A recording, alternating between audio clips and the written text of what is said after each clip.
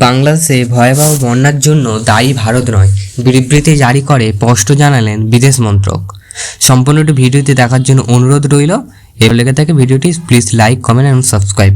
News টিভির পক্ষ থেকে জানানো যাচ্ছে, পশ্চিম দেশ বাংলাদেশ এবার বড়সড় বিপর্যয়ের সম্মুখীন। বাংলাদেশের সীমান্ত জেলাগুলি এখন প্রবল বন্যায় বিপর্যস্ত হয়েছে। একদিকে এই ভয়াবহ বন্যার কারণে বাংলাদেশ সরাসরি দায়ী করেছেন ভারতকে, যদিও ভারত এই দাবি সম্পূর্ণরূপে প্রত্যাখ্যান করেছে। ভয়াবহ বন্যার জন্য বাংলাদেশ শুধু তাই নয়, ভারতের বিদেশ মন্ত্রকের তরফে এই প্রসঙ্গে একটি বিবৃতি জারি করা হয়েছে, যেখানে স্পষ্ট জানানো হয়েছে যে বাংলাদেশের পূর্ব সীমান্তে অবস্থিত জেলাগুলি বর্তমান বন্যার পরিস্থিতি ত্রিপুরা গোমতী নদীর ওপর ডাম্বুর বাঁধ খুললে দেওয়ার কারণে হয়েছে। এই দাবি বাস্তবে সঠিক নয়। বিদেশ মন্ত্রক আরও বলেছেন যে, আমরা উল্লেখ করতে চাই যে ভারত ও বাংলাদেশের মধ্যে দিয়ে প্রবাহিত গোমতী নদীর ক্যাচমেন্ট এলাকায় গত কয়েকদিনে এই বছরের সবচেয়ে বেশি বৃষ্টিপাত হয়েছে। বাংলাদেশের বন্যার প্রধানত বাঁধের নিচের দিকে এই বৃহৎ ক্যাচমেন্ট জলের কারণে হয়। ডাম্বুর ড্যাম সীমান্ত থেকে অনেক দূরে অবস্থিত।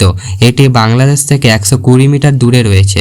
জানিয়ে রাখি যে গত 21শে আগস্ট থেকে ত্রিপুরা এবং বাংলাদেশের পার্শ্ববর্তী জেলাগুলিতে ভারতীয় বৃষ্টিপাত অব্যাহত রয়েছে। ডাম্বুর বাঁধে 3টি ওয়াটার লেভেল অবজারভেশন সাইট আছে। সেগুলি হলো অমরপুর, সোনারমুড়া ও সোনারমুড়া 2। এদিকে বন্যার ক্ষেত্রে জল সক্রিয়ভাবে নির্গত হয়। প্রসঙ্গত উল্লেখ যে অমরপুর স্টেশনটি একটি দ্বিপাক্ষিক প্রোটোকলের অংশ, যার অধীনে ভারত এবং বাংলাদেশে বন্যার তথ্য পাঠাচ্ছে বাংলাদেশকে। গত 21শে আগস্ট দুপুর 3টে পর্যন্ত ক্রমবর্ধমান বন্যার প্রবণতা দেখা যাবে ডেটা বাংলাদেশ থেকে পাঠানো হয়েছে। কিন্তু সন্ধ্যে 6টায় বন্যার কারণে বিদ্যুৎ বিভ্রাট হয়, যার ফলে যোগাযোগের সমস্যা হয়। তবুও ভারতের তথ্য তৎক্ষণাৎ প্রসারের জন্য ডিজাইন করা হয়, অন্যান্য মাধ্যমে যোগাযোগ রাখার চেষ্টা করেছে।